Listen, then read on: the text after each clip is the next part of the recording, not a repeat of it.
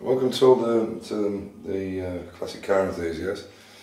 I had a comment from Alex at the DJSE, and a couple of other people have said it to me in the past, so I thought, why not? It's Saturday afternoon, I'll do a quick video, and I don't really want to be out in the cold too long because my throat is still sore. So he asked me, why don't we do a quick walk around the garage and show you a few things and where they've come from. So I thought, why not? So the first thing, you've seen these quite a lot in the videos. These are kind of pop art from the, I think it's called the Diabolic series. I think it was in the 60s, late 60s I think it was. And he was some kind of like agent or something, or a jewel thief or something like that. And this is kind of pop art from him. I bought it in Italy, or my wife got it from me in Italy. And because it was E-Type related, basically. These two gearboxes you can see down here are brand new, what they call T5, so they're a 5-speed gearbox, and they will be replacing the gearboxes in the two XKs that were in it originally. Obviously we'll keep the original gearboxes in case the cars are ever moved on, which they won't be in my lifetime hopefully. But if they are, we'll keep the original boxes like the original heads, because we're turning them from twin carburetor to triple carburetor like the S specification cars. Anyway, these are T5 boxes, they're brand new. We have new adapter plates using the original bell housings, because when we're touring around Europe or come to the UK, wherever, the 5-speed box will make it just so much easier. So I'll go behind the camera and I'll show you a few other bits and pieces.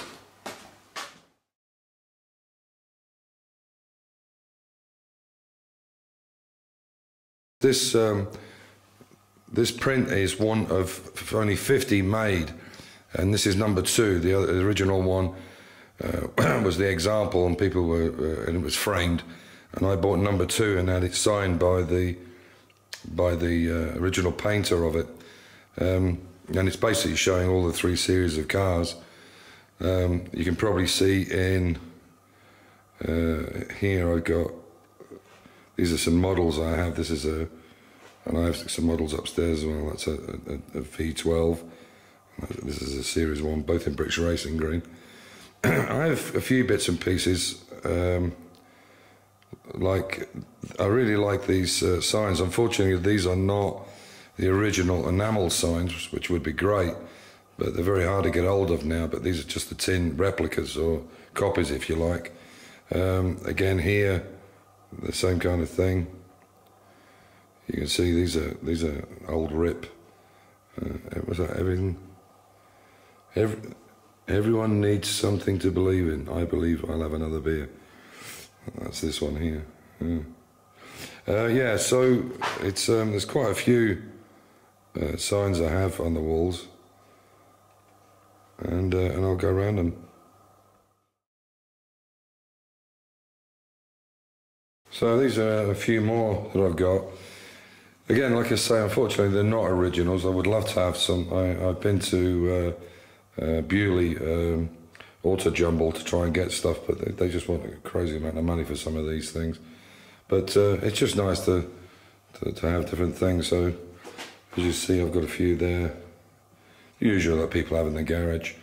Up here, hang on, I'll come back out. This one here is just a map of the world, obviously, and the reason I have it up was, in fact, I'll take the camera over here, I can show you. The reason I have it up there is because, let me just try and zoom in.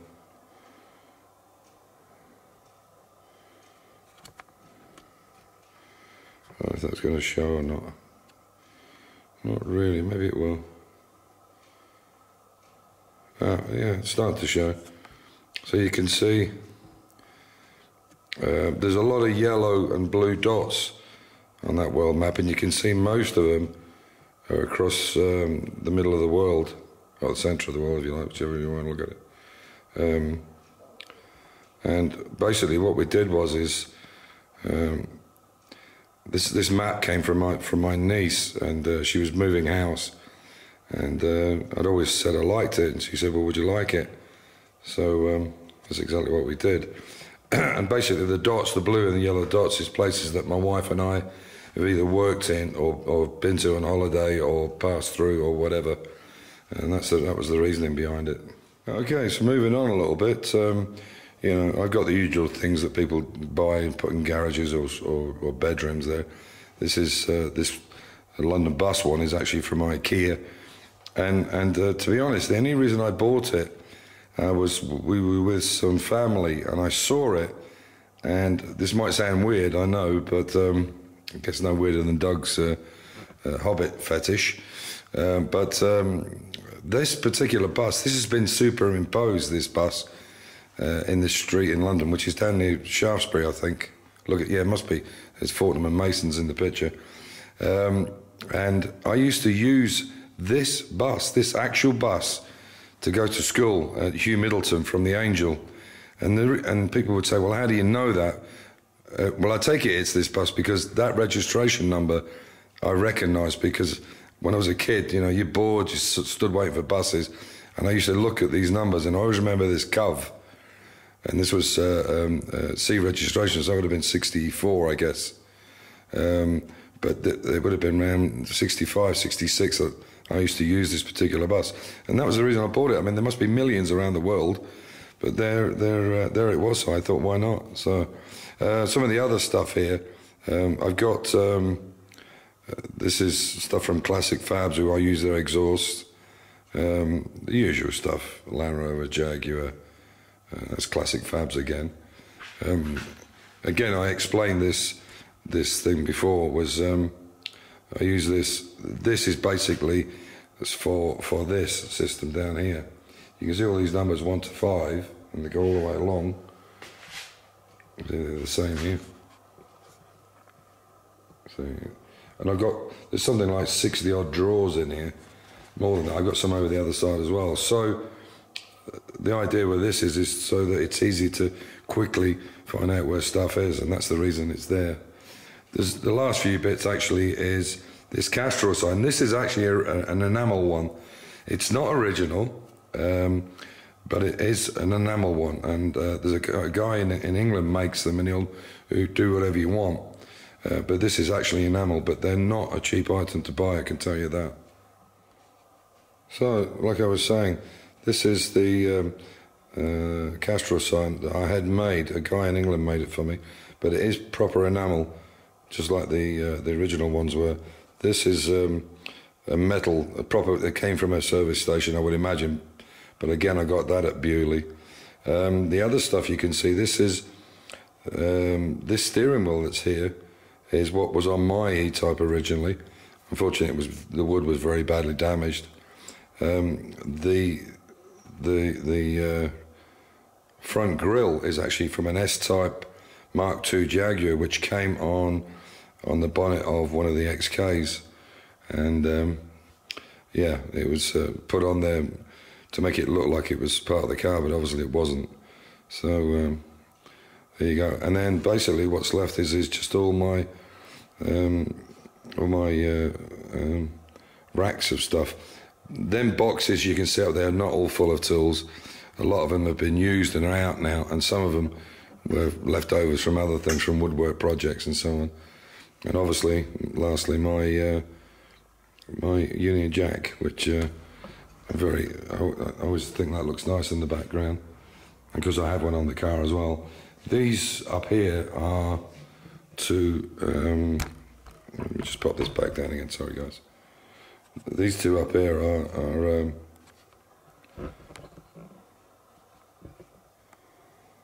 that's not going to show, I don't think, with the light. There you go. So these are made up, they're copies, they're on wood, and they're made up. This is the original logo in the E-Type centre boss, and this one over here is I'll come across, maybe that will help. Sorry. Maybe the light is it's coming through that window too much, I don't know if that's going to help. Maybe if I is that going to show up or not? Ah, there you go. So yeah, you can see this is, again, it's wood. It's a copy of the, which is actually the badge that goes onto the front of the XK150s, and these are the Le Mans wins that they had, with Jaguar, not just with XK, not with XKs, but just with Jaguar as a group. And I'll just show you the last little bit upstairs. So in the flick of an eye. So to finish up, okay, this is the plasma cut I was using yesterday on that jig. This is a really nice bit of kit. I bought it quite some time ago, but I went for a really good pro one because the inverter ones are not that good. They're okay, but they don't last very long. So just to finish off, that Pirelli Dunlop sign, and this one at the back here, this in-check one you can see. Again, I got all that from Bewley.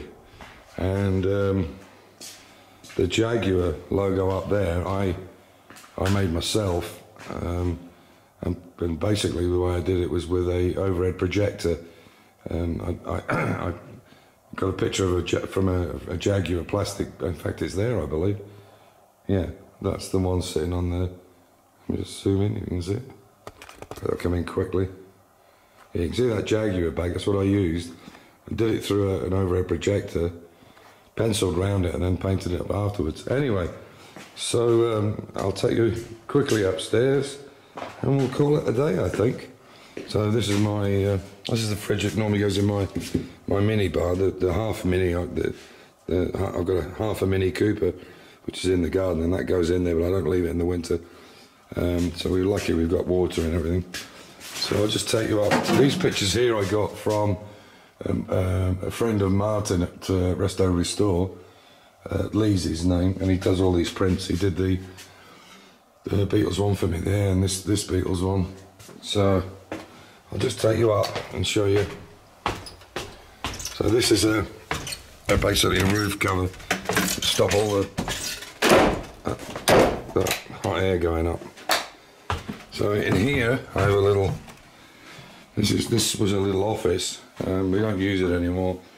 Oh, there's some Jaguar what are they? XJ, brand new XJ Jaguar seats if anybody needs them. Yeah, so we had this as an office. You can see there's a few of my models and things. There's some nice better ones there. But we're going to now use it as a storeroom because I'm using the office in the house, or because it's just too cold to keep coming over here. So this is my upstairs facility, basically.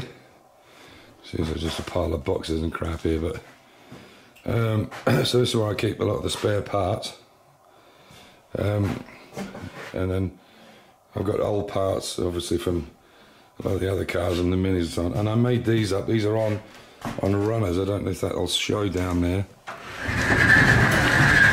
Maybe that'll show you, but they basically come out like that, and there's runners down the centre. And it was the only way I could use that attic system there. But it seems to work quite well. So, but this for memorabilia, Alex, this is my little pride and joy. This is something I'm going to restore, and I'm just looking for some parts for it. It's a 1950s actually. It was just before the 60s, 1957, 58. It's an old Champion spark plug cleaner, and basically you've got these rubbers here on the side. You pop them in there. This has got a, obviously it's got this crossover on it, but you basically put your plug in there, you pull this handle back, and it sandblasts the electrode, and then you put it in here under pressure, and you use a sparker, and the spark comes on. You can see the spark here in the end of the mirror. So I'm going to do all that up. It's a bit of a mess at the moment. This bench here, this is really quite old, and I did it up a bit, and I got it for an absolute steal. I think I paid something like €100 for it, about 90 quid. and it was only about 2 years ago, maybe 3, I don't know. But it's a lovely old thing. I mean, look at the wooden vices on it. Really, really beautifully made. I would think it's got to be 100+ years old, I would imagine. Anyway, so this is my woodwork area up here. You can see I've got a cutting machine, bandsaw. This is actually just a hoover for my lathe, and then I have a lathe for making bits and bobs, and the rest is basically all storeroom. I'm sure you Mini guys will notice a lot of stuff up here, Mini related to things anyway. So yeah, that's basically it. That's Mini stuff everywhere. Yeah, the only other thing I can think of is I made this up. This is a little arm, and basically I can't see it now where the thing is, but these doors open up. You see where this yellow spot is? You can see there's a cable going through, and what you do is these 2 doors, the hinges there at the back, one there and the same there. You can see the hinge just in the back there. You won't see that, it's covered. And basically the idea is this comes up, these 2 doors. So you imagine that, you know, if you imagine it's like that, they lift up. So the idea was if a car was taller, I could lift it on the ramp, and if I needed to bring heavy stuff up, I could put it on the ramp and lift it through. So that was the reason behind it. So that's it. That's everything there is in the workshop, upstairs and downstairs. And yeah, so that's all the reason I've got the certain memorabilia, and I've collected it over a few years, and hopefully one day when Amir takes over from me completely, we're going to try and get another workshop so we can use downstairs as basically like a boys' club, if you like. Oh, here's my picture of Claudia Schiffer. She was a sweetheart, still is a sweetheart. She was gorgeous, beautiful woman. Anyway, yeah, so that's it. So as I say, at some point we're hoping, I'll just shut this down as I come down. I'm hoping that we can turn the garage into more of a, there's a lot of dust in here at the moment, really bad. But turn it more into a bit of a museum, not a museum, but museum, that's the wrong word. Where the cars collected in here, and they can come in, pick them up and drive them and enjoy them. But have another workshop close to where we are now, and use that for all the work, and then Amir can look after my work as well as work with us on the land and the house and so on. So that's the plan for the future. Anyway, I hope you like that, Alex, and if the other guys didn't like it, sorry, but you can blame Alex. So take care, all the best, and stay safe. Bye.